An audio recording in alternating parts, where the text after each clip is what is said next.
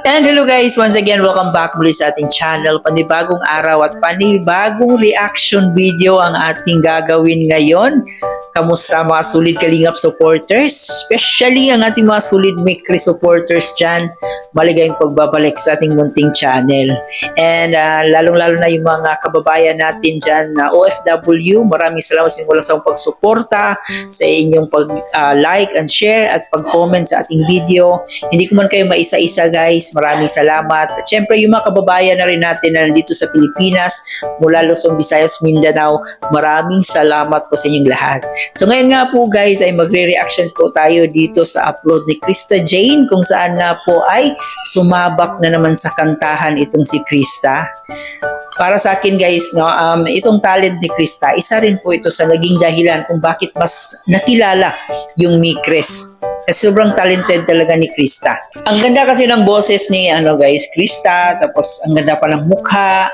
So masasabi talaga nating sobrang fully package itong si Krista. Kahit saan mo dalhin ay may panglaban talaga itong si Krista, no? So mamaya ng konti atin pong silipin yung pagkanta ni Krista and marami po talaga ang napahanga dito sa kanyang inawit na Maybe This Time. Pero bago tayo magpatuloy doon, baka palagi po kayo dito sa ating channel pero di pa kayo nakapag-subscribe, sa paki-subscribe po muna at paki-turn notification bell para laging updated every time na mag-a-upload po tayo. At paki-like and share na rin ang ating video para mas masaya, para mas i-recommend pa yung video natin sa iba pang Kalingap supporters, sa ibang Mikri supporters na hindi pa nakapanood sa atin. At syempre guys, shout out na rin po natin ang ating ama ng Kalingap, si Kuya Bal Santos Matubang, Ate Edna Vlog in Kalingap Rab. Suportahan din po natin ang mga Keyboys, Kalingap partners, mga charity vloggers sa Pilipinas na tumutulong sa ating mga kababayang mahirap. Huwag nating kalimutan. At nandyan din po yung mga kasama nating Kalingap reactors, di yan mawawala. Suportahan din po natin bawat upload nila. So ngayon nga po atin munang saksihan ang napakagandang boses ni Krista. So ito guys, panoorin na natin to. Krista po. Krista? Krista? Krista. Kaya pa ka naman si Krista. Parang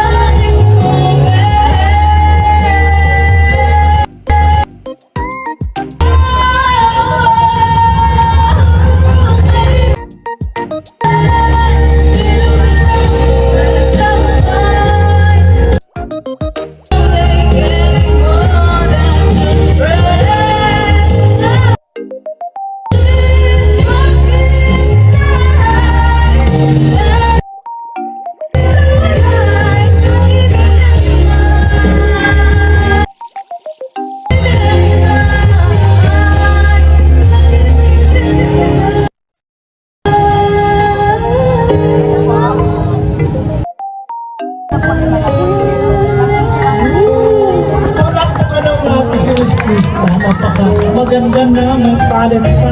May ano pa. Saan uwi na ako?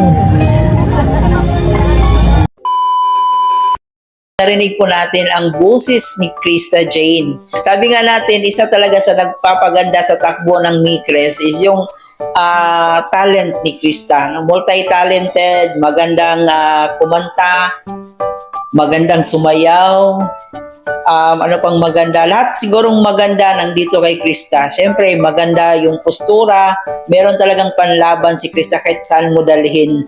Magaling din rumampa, magaling sa pagmumodel, magaling umacting. So, multi-talented nga talaga, no? Wala po tayong masasabi. But siguro yung may mga masasabi lang is yung mga galit dito sa Micres, yung mga naiinggit. Isa naman talaga yan sa dahilan kung bakit tayo nagagalit sa isang tao kahit wala namang kapintas-pintas is yung pagkainggit natin. Yan po talaga ang dahilan. Kaya kahit wala tayong masabi doon sa isang tao ay maghahanap talaga tayo ng pangit para sa kanya. Sa mga bashers po ng Micres, especially sa mga bashers dito kay Krista, kung pwede sana ay malalamin muna kayo bago kayo manghusga dito kay Krista, kasi kung titingnan nyo po, successful na po itong si Krista. Ang layo na po ng narating, naka out of the country na, tsaka ngayon meron na, masasabi talaga natin meron ng pera si Krista. Kaya huyo yung mga bashers talaga. Pero sa mga bashers talaga, hindi nila ma-appreciate yung kabaitan at kagandahan ng isang tao. Kasi yung palagi na nakikita is yung mga negative side lang. So yun na nga po guys, no, pinapakita talaga ni Krista yung angking talento niya sa pag-awit. And grabe, ang dami pong naka-appreciate dito guys, na sobrang ganda po talaga ng boses ni Krista. Pwedeng-pwede po si Krista sa mga bigating singing contest, no? Like Tawag ng Tanghalan, or kung ano pa mang singing contest yan, may ibubuga talaga itong si Krista.